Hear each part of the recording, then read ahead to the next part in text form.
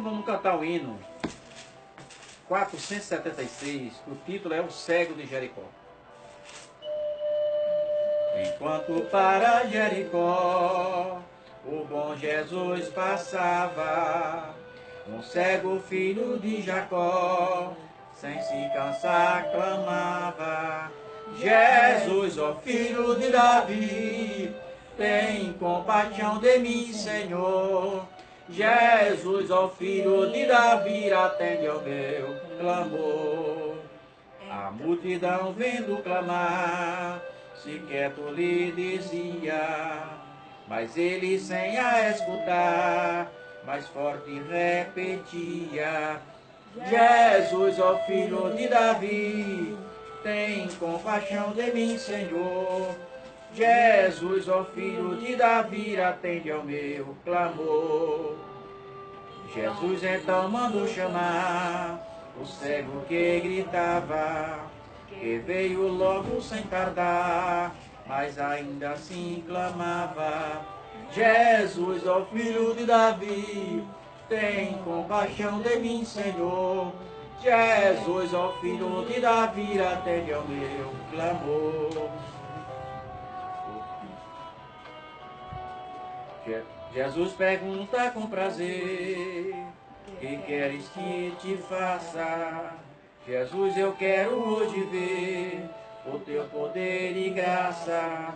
Então Jesus lhe respondeu: veio, a tua fé te salvou.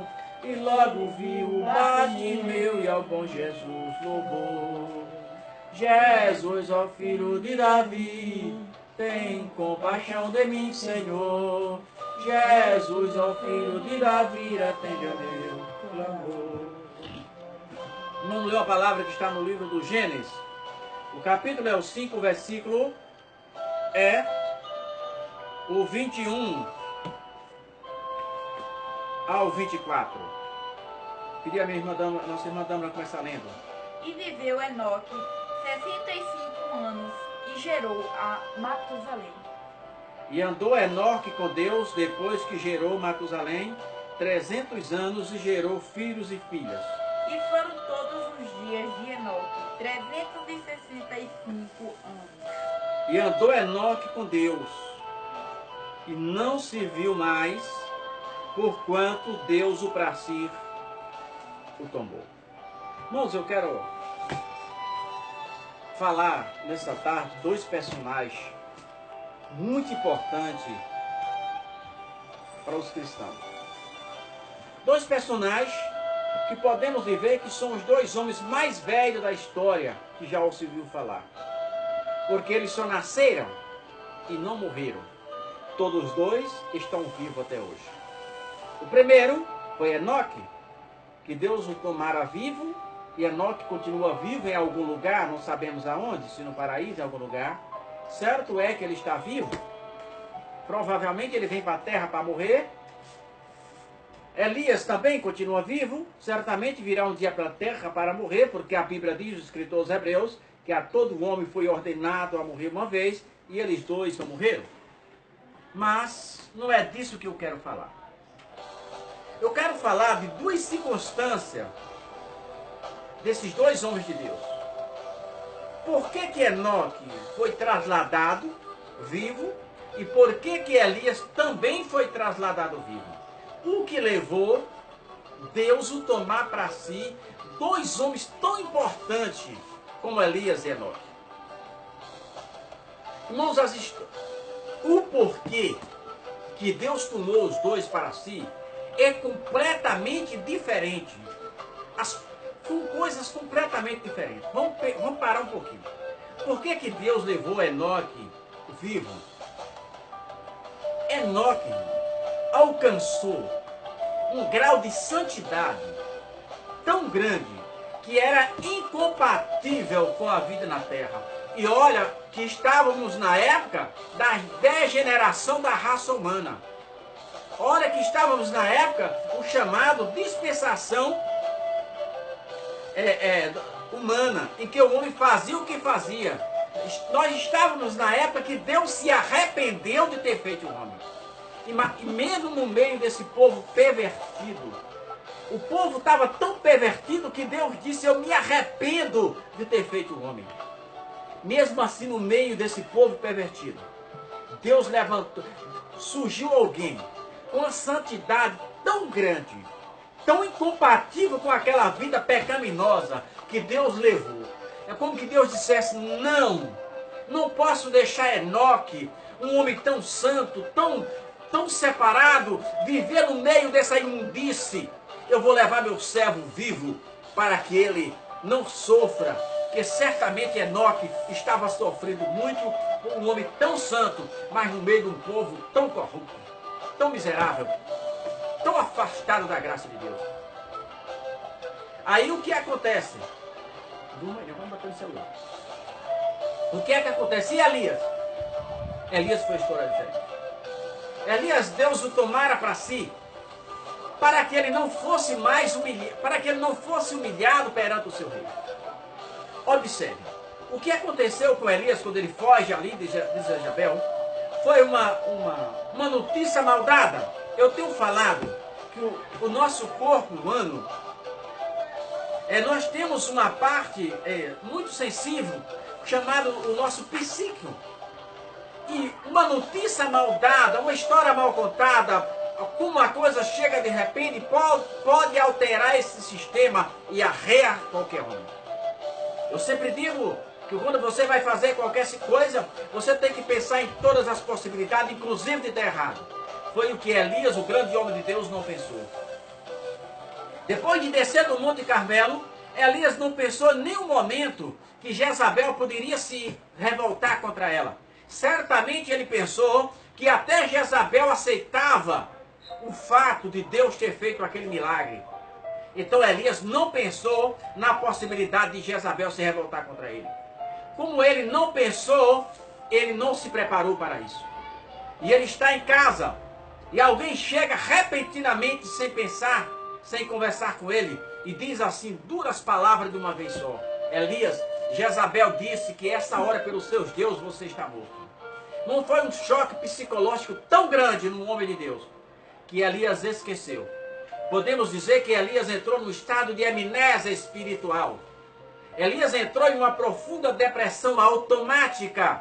Elias esqueceu tudo o que Deus tinha feito há poucas horas atrás. E aquela palavra foi muito dura, a forma que aquele cara chegou para ele atingiu o ponto mais sensível de Elias.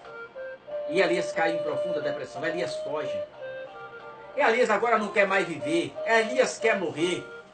O anjo manda que ele coma, porque alonga a sua caminhada. Elias caminhou 40 dias e 40 noites. Elias andou aproximadamente em linhas retas, 900 e poucos quilômetros em linha reta. Elias entrou numa caverna. A preocupação de Elias em entrar naquela caverna, ele estava num estado de depressão tão profunda, que ele entrou naquela caverna, é como que nem Deus pudesse encontrar ele lá dentro. Ele entrou para se esconder. Elias entrou para morrer. Elias entrou porque o estado... Eu convivo com a pessoa depressiva há muitos anos. E então aquele estágio da depressão é o pior estágio que existe. O estágio que leva a se esconder, ao isolamento, é o mesmo estágio que leva ao suicídio. E Elias ali entrou na caverna e se escondeu. E diz a Bíblia que teve um fogo, mas o Espírito de Deus não estava no fogo. Teve um terremoto, o Espírito de Deus não estava no terremoto. Teve um grande vendaval, o Espírito Santo de Deus não estava no vendaval. Mas depois de tudo aquilo, uma voz mansa e delicada diz assim: Elias, o que está fazendo aqui, Elias? Está se escondendo por quê? Sai para fora, Elias. E quando Elias sai, e ele pergunta: o que está fazendo aqui, Elias? E Elias agora, em profunda depressão, diz para Deus: Senhor, mataram todos os seus profetas. E só eu escapei e eles procuram a minha vida para matar. E Deus disse: olha, Elias, não só tem tu lá não. Lá tem mais 7.000, Elias, que não se dobraram diante de Israel. Você não está só. Aí Deus faz uma coisa grandiosa. Aí Deus ali naquele momento substitui, tira de Elias o ministério profético. Deus manda ele ungir Esaú. Esaú, não esqueci agora, Jeú.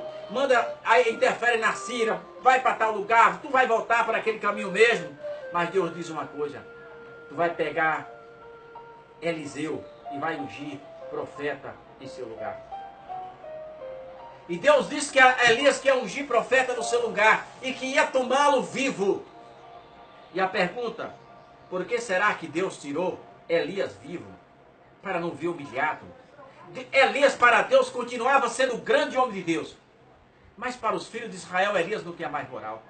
Elias não tinha mais força moral. Não tinha mais força como profeta. Elias agora seria um escárnio diante de Israel. Na primeira vez que Elias fosse aconselhar alguém, alguém ia dizer, olha Elias, ia lançar em rosto.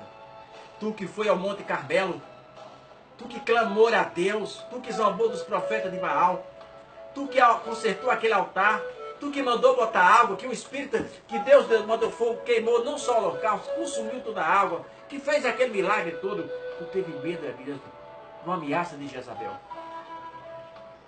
E Deus sabendo disso, sabendo da humilhação que Elias ia passar, Deus preferiu levá-lo vivo, Elias vivo. Então Elias foi levado. Deus levou Elias para não ver escarnecido.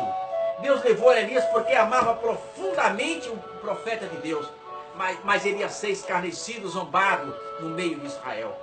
Já ao contrário de Enoque, Deus levou Enoque, porque Enoque alcançou um grau de santidade incompatível com a vida da terra.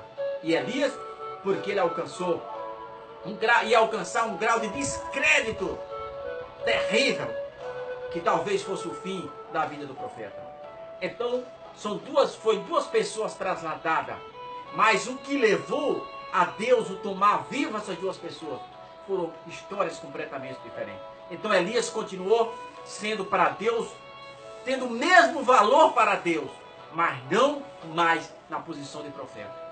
Agora, junto de Cristo, junto do próprio Jesus, ele tem o seu lugar garantido até hoje, porque ele está vivo até hoje. Mas como profeta de Israel, ele não tinha mais força moral. E Deus o permite, e Deus o ordena que ele mesmo unja o outro profeta para substituir. Então, é assim que acontece. Foi assim que aconteceu. A história de Elias e Enoque, dois homens trasladados, dois homens que estão vivos até hoje. Mas a história que levou Deus a tomar os dois são completamente diferentes.